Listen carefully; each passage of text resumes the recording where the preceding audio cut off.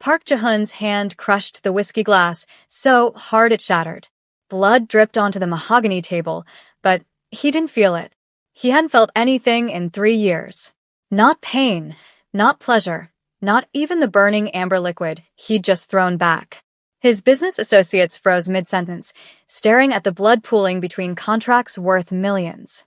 But Ji-hoon's eyes were locked on the stage below, where a woman with skin like polished bronze moved through purple light, and for the first time since the poison stopped his heart, something in his chest roared back to life with such violence it terrified him. Hello besties, Happy New Year! Welcome to Afro-Korean Stories. Please like, share, and subscribe. Also turn on the notification button so you won't miss out on more intense stories like this.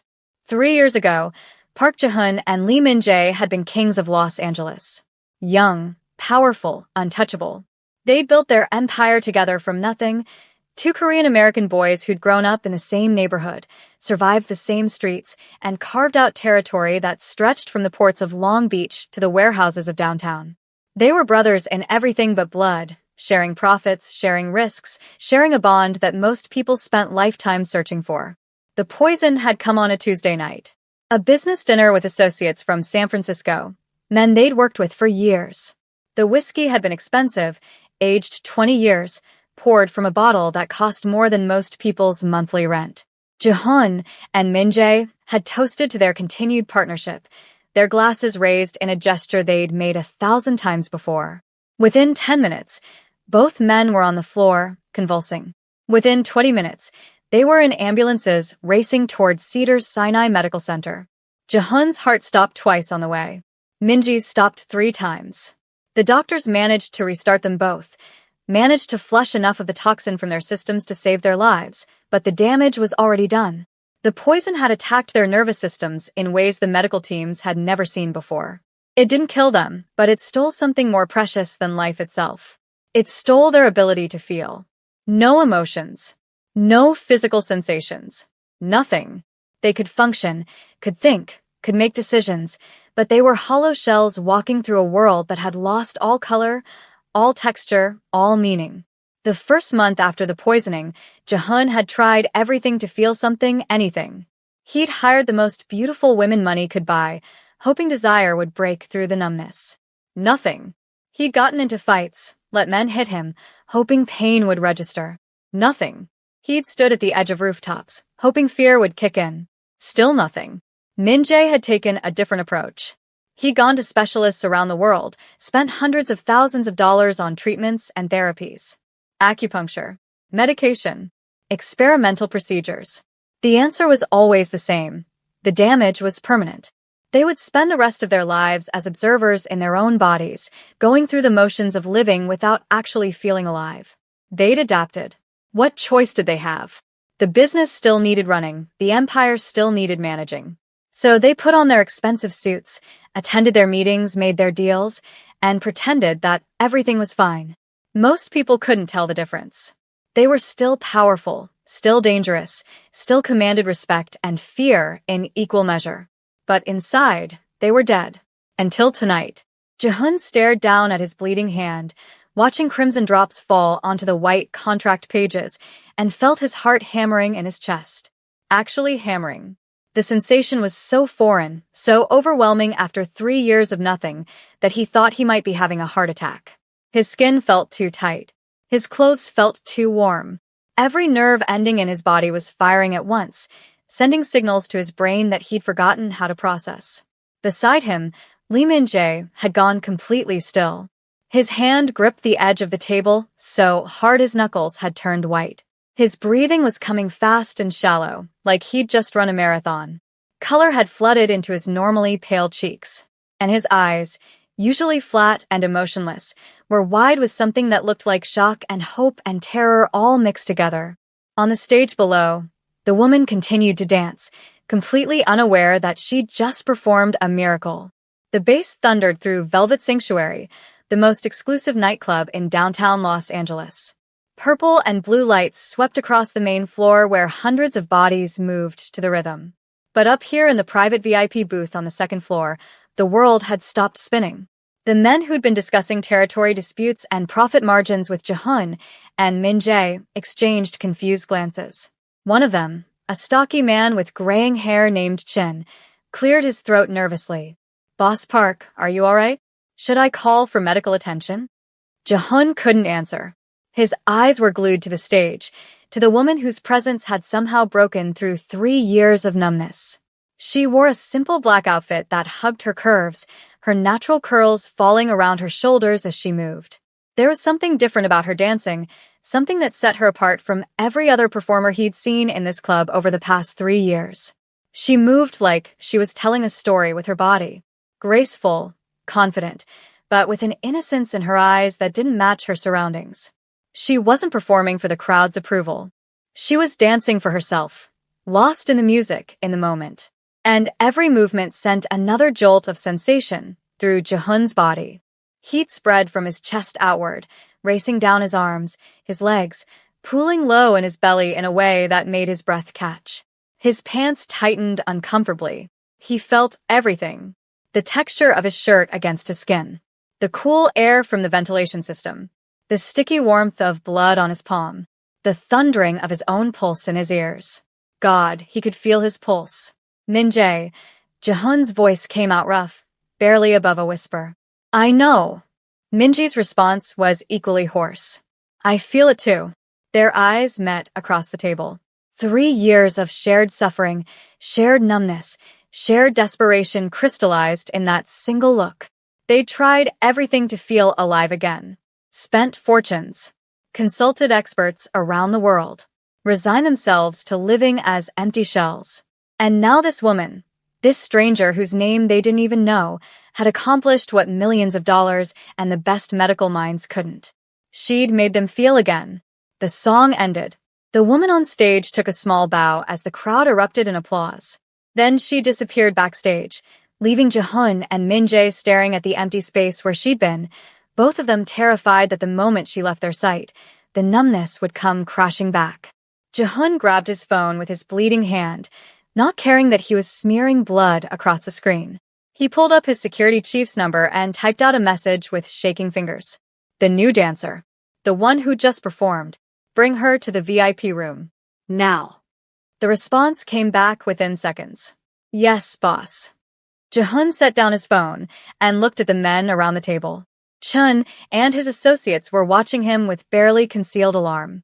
The blood, the broken glass, the way both Jehun and Min-jae had completely checked out of the meeting, it all added up to a situation that made everyone nervous. "We're done for tonight," Jehun said, his voice steadier now. "We'll continue this discussion next week." Chun opened his mouth as if to protest, then seemed to think better of it. "When Park Jehun dismissed you, you left. No questions asked."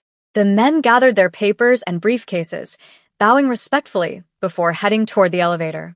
As soon as they were gone, Min-jae stood and moved to the railing that overlooked the main floor. His hands gripped the metal barrier, and Jehun could see them trembling. "It's still there," Min-jae said quietly. "The feeling. It's not going away." Jehun joined him at the railing, his own hands shaking just as badly. "What if it only works when we can see her? What if the moment she leaves, we go back to being?" "Don't." Minji's voice was sharp. "Don't say it. Don't even think it." They stood in silence, both of them breathing hard, both of them processing sensations they'd forgotten existed. The music from the club washed over them. Jehun could actually hear it now, really hear it, not just process it as background noise. He could feel the bass vibrating through the floor, feel the cool metal of the railing under his palms, feel hope and fear warring in his chest. Behind them, the elevator dinged. They both turned to see Tanaka Hiroshi, their head of security, stepping out. He was a Japanese man in his mid-40s, compact and efficient, with eyes that missed nothing. He'd been with them for 15 years, had watched them build their empire, had been there the night of the poisoning, had visited them every day in the hospital. He knew what the past 3 years had cost them. "Boss Park, Boss Lee." Hiroshi bowed slightly. "The dancer will be here in 5 minutes. She's changing out of her stage costume." "What's her name?" Jehun asked. "She goes by Amara on stage. Amara Johnson. Started working here 2 weeks ago. Background: from Botswana. Been in the States for about 2 years." Clean record. No connections to any organizations or families we need to worry about. She's sending most of her money back home to family. Jihun nodded, filing away the information. When she gets here, give us privacy. Understood. Hiroshi paused, his sharp eyes studying both of them. If I may ask, is everything all right? You both look different. Min-jae supplied. Alive, Hiroshi said softly. You both look alive again. The words hung in the air between them. Hiroshi had never said it out loud, but he'd watched them deteriorate over the past 3 years. Watched them go through the motions of living while slowly dying inside. He'd been loyal, never questioning, never pushing, but the concern had always been there in his eyes. Maybe we are, Jihun said quietly. Maybe we finally are.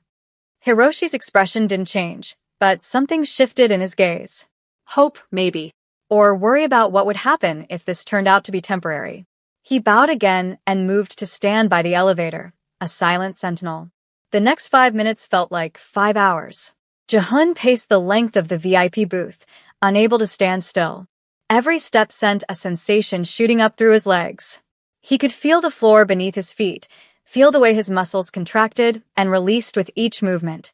It was overwhelming and glorious and terrifying all at once. Min-jae had returned to his seat but couldn't seem to stop moving his hands, flexing his fingers, touching the table, the glass, his own face, like he was rediscovering what physical sensation felt like. What if she can't do it again? Min-jae asked suddenly. What if it was just a one-time thing? A fluke? Then we figure out why, Jihun said firmly. We figured out what it was about that moment, that performance that broke through, and we find a way to make it happen again. And if we can't, Jihun stopped pacing and looked at his best friend, his brother, the only person in the world who truly understood what the past 3 years had been like. Then at least we know it's possible. At least we know we're not completely broken. The elevator dinged again. Both men turned, their hearts racing, as Tanaka Hiroshi stepped aside to let someone pass. And there she was. Up close, she was even more beautiful than she'd been on stage. She'd changed into a simple yellow dress that fell just above her knees, had pulled her curls back into a ponytail. Without the stage makeup and dramatic lighting, she looked younger, more vulnerable. Her brown eyes were wide and cautious as she stepped into the VIP booth, her hands clutching a small purse. The moment she entered the space, the sensations flooding through Jihun intensified. Heat washed over his skin. His heart rate kicked up another notch. Every nerve ending seemed to light up at once. Beside him, he heard Minji's sharp intake of breath. Felt rather than saw his friend's body go rigid with the same overwhelming rush of feeling. It wasn't just the performance. It was her presence, her proximity. She was their cure. You wanted to see me? Her voice was soft, with an accent that confirmed Hiroshi's information. African, melodic, careful. Am I in trouble? Jihun realized they were both staring at her like she was a ghost, or an angel, or something they couldn't quite believe was real. He cleared his throat, trying to find words that wouldn't sound insane. No, he managed. You're not in trouble. Please sit down. He gestured to the leather couch that ran along one wall of the booth. Amara hesitated, her fingers twisting the fabric of her dress. She was nervous, he realized. Scared even. 2 powerful men had summoned her to their private booth. Of course she was scared. I promise, Min-jae added, his voice gentler than Jihun's. We just want to talk. You can leave whenever you want. That seemed to help. Some of the tension left her shoulders, and she moved to the couch, perching on the edge like a bird ready to take flight at the first sign of danger. Smart girl. Jihun and Min-jae took seats across from her, close enough to feel the effect of her presence, but far enough not to crowd her. Hiroshi had moved to stand by the elevator, giving them privacy, but remaining within earshot if needed. Now that she was sitting in front of them, Jihun didn't know where to start. How did you explain to a stranger that she'd just accomplished the impossible? That her mere existence had broken through a curse that had stolen 3 years of their lives? Min-jae seemed to be having the same problem. They sat in awkward silence for a moment, both of them trying to find the right words. Amara broke the silence first. Is this about my performance? Because if I did something wrong on stage, I can fix it. I really need this job. Your performance was perfect, Jehun said quickly. More than perfect. Then I don't understand why I'm here. Jehun leaned forward, his elbows on his knees, his eyes locked on hers. He decided to just tell her the truth. What did they have to lose? 3 years ago, my friend and I were poisoned. Both of us. Same night, same poison. We nearly died. Our hearts stopped multiple times on the way to the hospital. The doctors managed to save our lives, but the poison did permanent damage to our nervous systems. He watched her face, saw confusion mixed with sympathy. We lost the ability to feel, Min-jae continued, picking up where Jehun left off. Emotions, physical sensations, everything. It all just disappeared. We've been living like ghosts for 3 years, going through the motions of life, but not actually feeling alive. Amara's eyes widened. That sounds horrible. It was worse than horrible, Jehun said quietly. It was hell. We tried everything. Different doctors, specialists from around the world, experimental treatments. Nothing worked. They told us the damage was permanent, that we'd spend the rest of our lives this way. I'm so sorry, Amara said softly, but I still don't understand what this has to do with me. Jehun took a deep breath. Tonight, when you stepped onto that stage, something happened. For the first time in 3 years, I felt my heart beat. Really beat. I felt heat spread through my body. I felt sensation in my skin. He trailed off, not sure how to explain the rest without sounding like a complete pervert. We felt everything, Min-jae finished. Emotions, physical responses, all of it came rushing back the moment we saw you. Amara stared at them like they'd lost their minds. You're saying that watching me dance cured you? We don't know if it's permanent, Jehun admitted. We don't know how or why it works. But yes, when you're near us, we can feel again. She stood up abruptly, backing toward the elevator. This is crazy. You're both crazy. I should go. Wait. Min-jae stood too, his hands raised in a calming gesture. Please, just hear us out. Hear you out about what? You think I have some kind of magical healing powers? That's insane. We know how it sounds, Jehun said, standing as well. Trust me, we know. But it's the truth.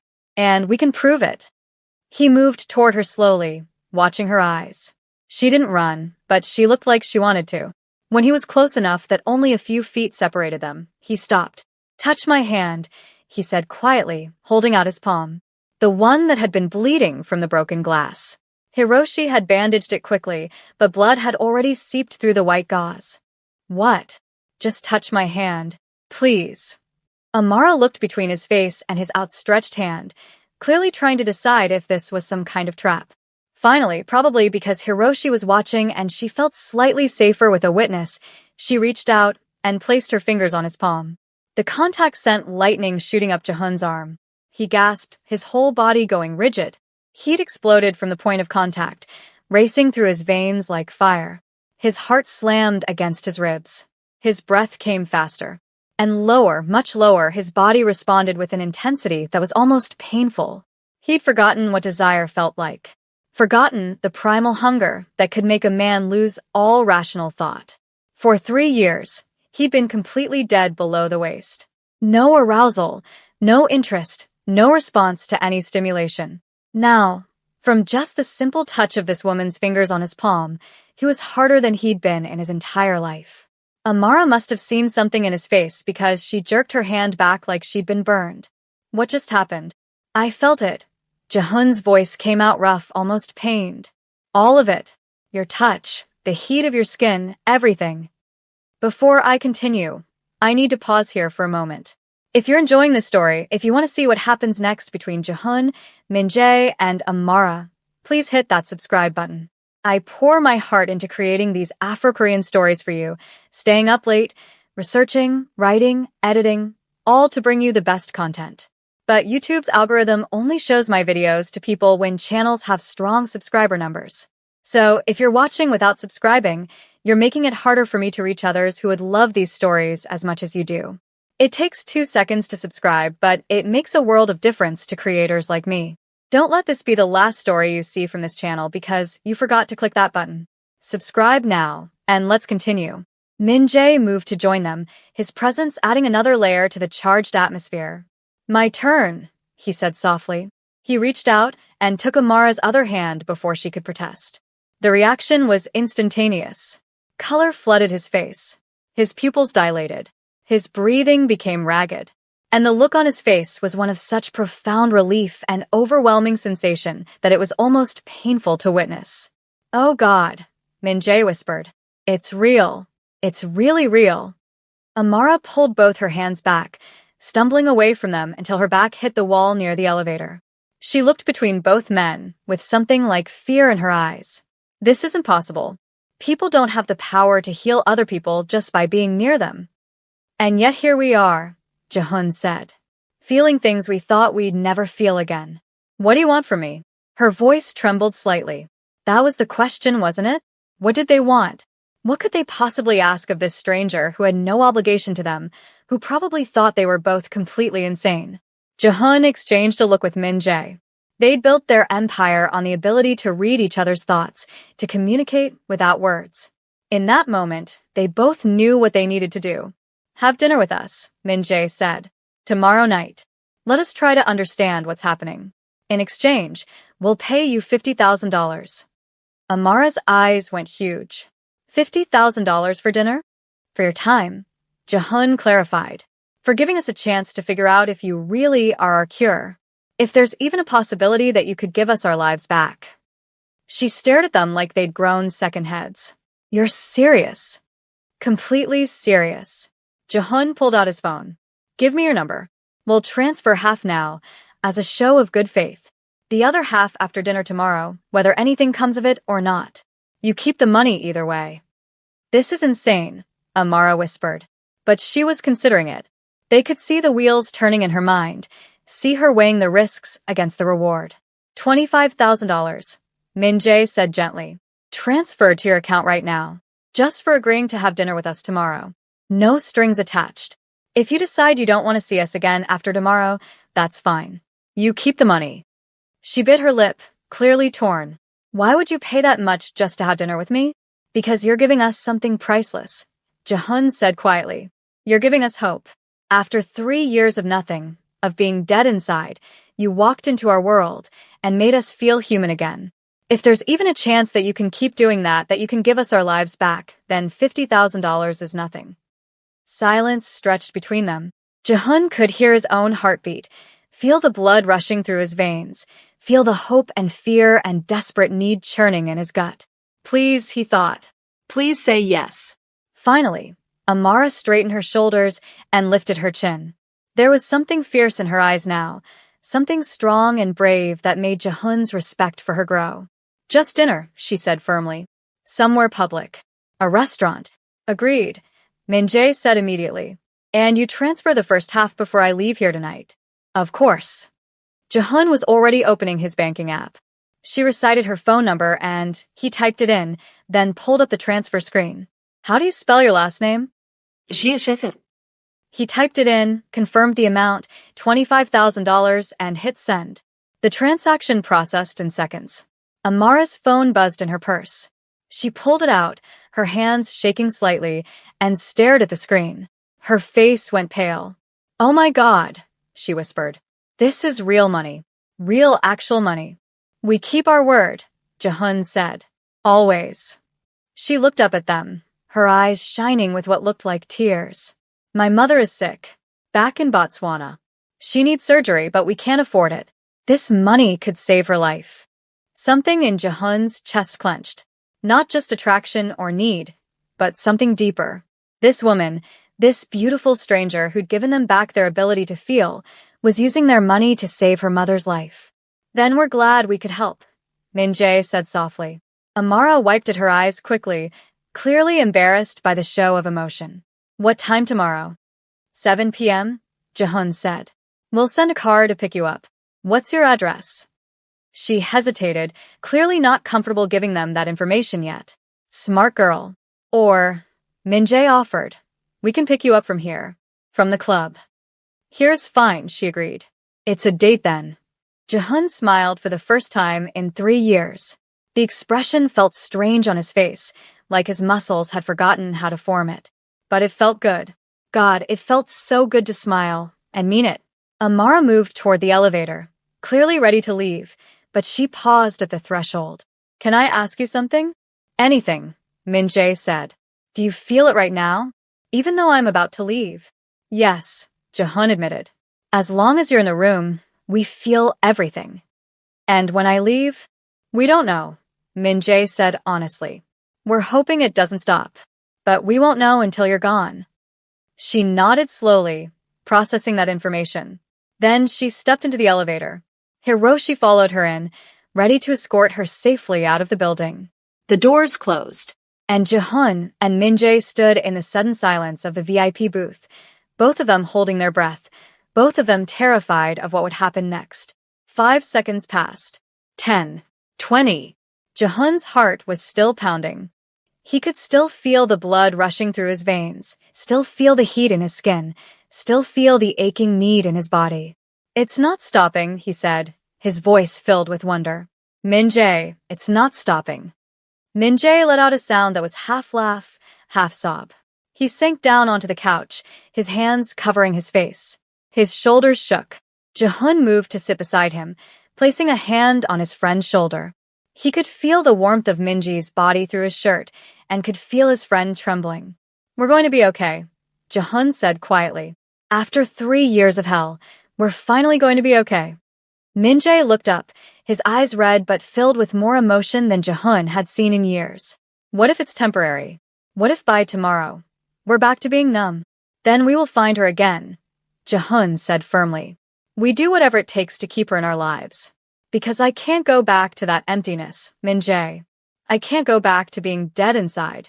Not after feeling this alive. Neither can I, Min-jae agreed. Which means tomorrow's dinner is the most important meeting of our lives. They sat together in the VIP booth as the club continued to pulse with music and life below them. For the first time in 3 years, they weren't just existing. They were living. They were feeling. They were human again. And it was all because of her. Amara Johnson from Botswana, a dancer trying to save her mother's life, had accomplished what the best doctors in the world couldn't. She'd given them back their humanity. Now they just had to convince her to keep doing it. The next morning, Jehun woke up in his penthouse apartment and immediately checked his body for signs that the miracle had faded.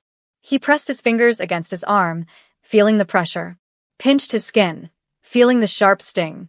His heart was beating steadily in his chest. He could feel the cool air from the AC, the soft sheets against his skin, the morning light warming his face. It was still there. All of it. He grabbed his phone and saw a text from Min-jae, sent at 5:47 a.m. Still feeling everything. Can't sleep. This is real. Jehun smiled and typed back. Same. We need to prepare for tonight. This can't go wrong. Agreed. My place at noon. I'll be there. Jehun got out of bed and walked to the floor-to-ceiling windows that overlooked downtown Los Angeles. The city stretched out before him, alive and vibrant in the morning sun. He'd looked at this view every morning for 3 years, but he hadn't really seen it, hadn't appreciated the beauty of it, the way the light caught the glass buildings, the way the streets below teemed with life. Now he saw all of it. I felt all of it, and he wanted to weep with gratitude. His phone rang. Hiroshi. Boss, I have a full background check on Amara Johnson. Should I send it over? Yes. And Hiroshi. Yes, boss. Thank you. For last night. For understanding. There was a pause. You and Boss Lee have given me 15 years of loyalty and fair treatment. Seeing you both come back to life last night. That's all the thanks I need. I'll send the report now. The call ended and Jehun's phone buzzed with an incoming file. He opened it and began to read. Amara Johnson, 26 years old, from Gaborone, Botswana. I came to the United States 2 years ago on a work visa. No criminal record. No connections to any organizations or families that posed a threat. She lived in a small apartment in Koreatown with 2 roommates, both also from African countries. She worked at Velvet Sanctuary 4 nights a week and picked up shifts at a coffee shop during the day.